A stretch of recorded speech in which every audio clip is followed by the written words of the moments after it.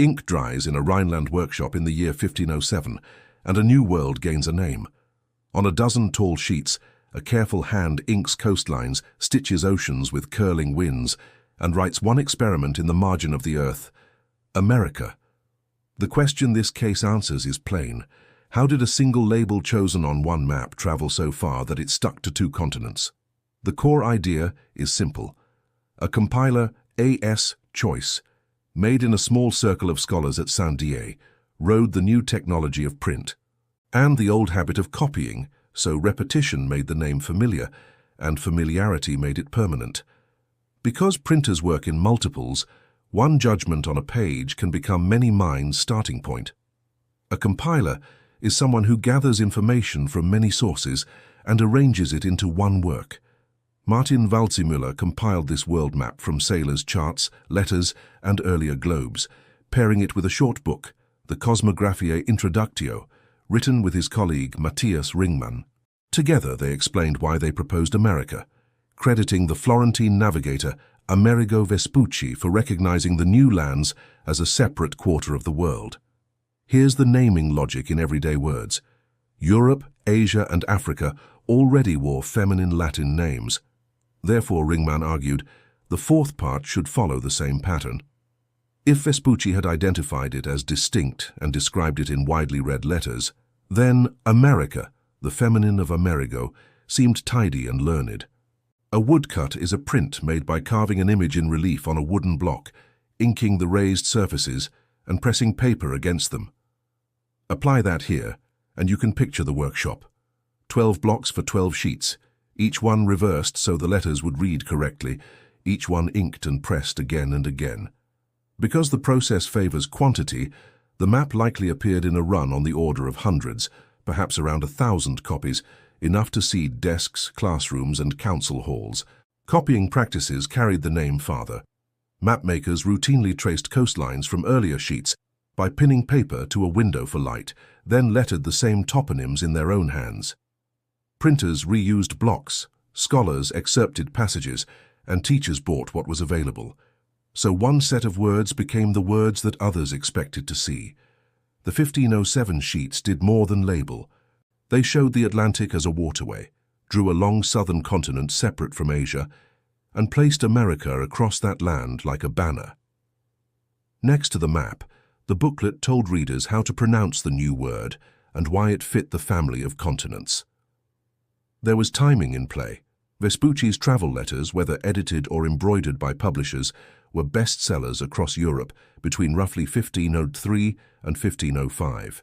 Therefore, when Waldseemüller printed his map, the reading public already knew the storyteller whose name he adapted, which made the label easier to adopt. Uncertainties should be marked and then moved past.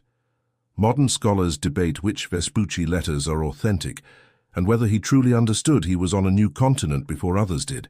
But in 1507, the living conversation credited him, and the map spoke in that present tense. Consider a small scene of consequence. A school in the Empire pins the new sheets to a wall. A teacher points at the Western land and says the word aloud. A student copies it into a notebook.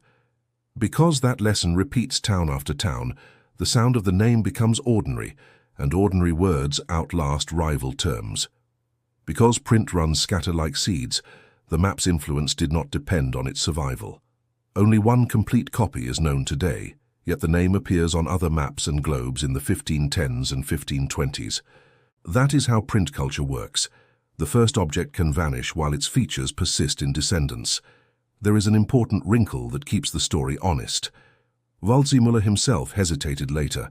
On his 1513 Carta Marina, he dropped America, labeling the same lands more cautiously, which shows that even the author sensed the politics and uncertainty of crowning a continent with a contemporary S name.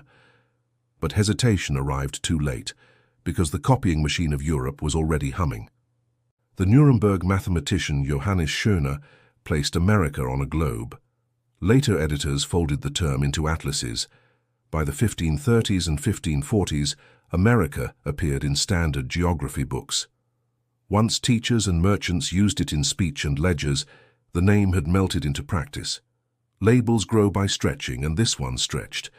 At first, many maps wrote America, mainly across the southern landmass that we now call South America. As knowledge of the North expanded, printers extended the label to both parts, then spoke of North and South America as paired halves of a larger idea. Why did this word beat others that had a chance? Because it was brief, it matched the feminine pattern of the other continents, and it arrived with a printed argument attached. Also, Colombia and other proposals lacked an early mass-market map to carry them. Without sheets on walls, a beautiful name stays a footnote. Let's anchor the timeline. In 1507, the map and booklet appeared together at Saint-Dié. By the mid-1510s, other makers had copied the term. By the 1530s, the name had the weight of habit. Across less than 30 years, a workshop choice became a schoolhouse fact. Here is how copying looked at ground level.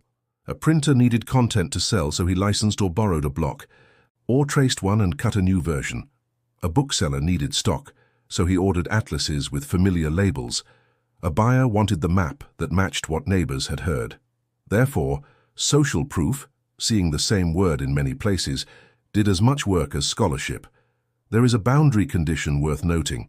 If Portuguese secrecy about charts had held tighter, or if a rival publisher with a different label had flooded the market first, the word on our globes might be different. Print history is not destiny, it is a race, and winners often win because their sheets arrive earlier and multiply faster. The map also shows how craft shapes thought. Because woodcuts reward strong outlines and short names, America fit the medium. It sat cleanly on the grain without crumbling into the white of the paper. Longer phrases like New World of the West cluttered the ocean and tired the cutter's hand. Step for a moment into a council chamber where merchants negotiate routes. They mark America on their routes and write it in cargo books. Ships sail with letters addressed there. Ports stamp the word into seals. Once the label enters paperwork, it gains the force of habit and the inertia of law. We should keep advocacy out of it and still tell the truth. The name honors a navigator many contemporaries admired, but it also reflects the power of European print shops to define distant places for their readers. Maps are not votes, they are proposals that become conventions when enough people repeat them. Finally, the 1507 wall map is a reminder that the world is named as much as it is drawn. What began as ink on plank and a brief argument in a booklet became the default language of oceans and passports. That is the quiet strength of reproducible sheets. They teach the eye, then teach the mouth, until memory walks in the same grooves.